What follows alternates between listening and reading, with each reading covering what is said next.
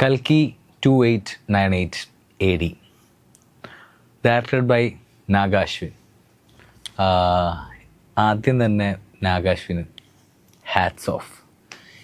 ഇങ്ങനൊരു പടം pull off ചെയ്യണമെങ്കിൽ അതും എന്താ പറയുക, ഈ പടം ചെലവഴിക്കാൻ 600 കോടിയാണ് ഷൂട്ട് ചെയ്യാൻ എടുത്തത്. ആ 600 കോടി വർത്ത് എവ്രി പെനി നമുക്ക് സ്ക്രീനിൽ കാണാം. 3 മണിക്കൂറുണ്ട് ഈ മൂവി. നമ്മൾ ഇംഗ്ലീഷ് സിനിമകളായ മാഡ് മാക്സ്, മാവൽ, DC അങ്ങനത്തെ സിനിമകളെ കാണുമ്പോൾ നമ്മൾ വിചാരിക്കും, നമ്മുടെ ഒരു ഇന്ത്യൻ സിനിമ ഈ ഒരു ലെവൽ പ്രസൻറ്റേഷൻ, ആ ഒരു ഗ്രാഫിക്സ്, ആ ഒരു VFX അത് എന്നേലും ഉണ്ടാവുന്നു. Here comes the day. എന്താ പറയുക, ആ ഒരു ലെവൽ VFX ഒരു നമുക്ക് ഇന്ത്യൻ സിനിമയിൽ നിന്ന് ടെക്നിക്കലി ദി ബെസ്റ്റ് മൂവി എന്ന് വിളിക്കാൻ പറ്റും. അത്ര അടിപൊളിയായിരുന്നു. ഒരു സീനിൽ പോലും നമുക്ക് അയ്യേന്നോ അല്ലെങ്കിൽ എന്താ പറയുക, അയ്യോ ഇവിടെ കുറച്ച് BFX ബോറായി പോയല്ലോ അങ്ങനെ തോന്നിയിട്ടില്ല. അത്ര അടിപൊളിയായിരുന്നു. നമുക്കൊരു ഹോളിവുഡ് സ്റ്റഫ് കണ്ടെങ്കിൽ എന്താ പറയുക, ഒരു ട്രൂലി എപ്പിക്. അതാണ് കൽക്കി. Then story. ഇതൊരു 6000 വർഷങ്ങൾക്ക് ശേഷം വേൾഡിൽ നടക്കുന്ന സംഭവങ്ങൾ, ലൈക്ക് വാറ് ഇതൊക്കെ കഴിഞ്ഞതിന് ശേഷം ഒരു കയോട്ടിക് സീനറിയിലാണ്. ആ ഒരു കാലഘട്ടവും നമ്മുടെ മഹാഭാരതവും കൂടി ലിങ്ക് ചെയ്തിട്ടുള്ള ഒരു കണക്ട് ചെയ്തിട്ടുള്ളൊരു സ്റ്റോറി. അത് അങ്ങനെ കണക്ട് ചെയ്യുമ്പോൾ ക്ലീഷേ വരാൻ ഭയങ്കര ചാൻസ് കൂടുതലാണ്. അത് ഒരു ക്ലീഷേ പോലും ഇല്ലാതെ സ്ക്രീനിൽ പുൾ ഓഫ് ചെയ്യണമെങ്കിൽ അത് റൈറ്റിങ്ങിന് ഹാറ്റ്സ് ഓഫ്.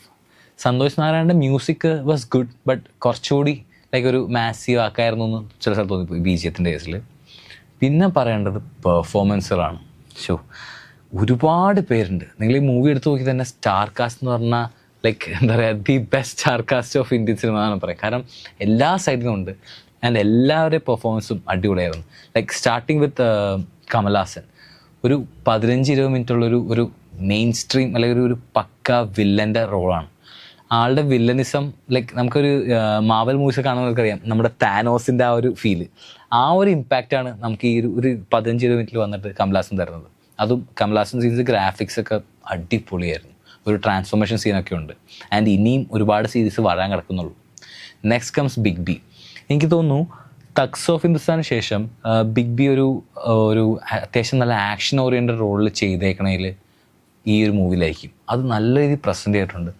ഒരു ഗോഡ്ലി നേച്ചറുള്ള ഒരാളായിട്ടാണ് അത് കാണിക്കുന്നത്. ബിഗ് ബിക്ക് ഈ സിനിമയിൽ ബിഗ് ബി എന്ന് പറയുമ്പോൾ ഓൾറെഡി ഹൈറ്റിൻ്റെ, അമിതാഭ് ഹൈറ്റ് എന്ന് നമ്മൾ പറയണമല്ല, ഇതിനകത്ത് ഓൾറെഡി കുറച്ച് ഹ്യൂജ് ആയിട്ടാണ് കാണിച്ചിരിക്കുന്നത് ഒരു ക്യാരക്ടറിനെ.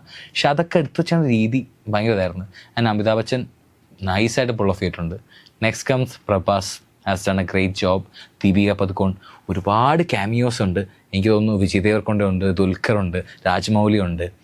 ആസ് എ ഹോൾ നോക്കുവാണെങ്കിൽ apart from star cast and പടം ഹ്യൂജ് ആണ്. And don't miss it. Watch it in 4K Atmos theatre. നല്ലൊരു ഔട്ട്ഡോർ തിയേറ്ററിൽ തന്നെ ഇത് കാണണം. Truly epic Indian cinema, and don't miss it. Hats off to the entire team. Do watch Kalki 2829 AD in theaters.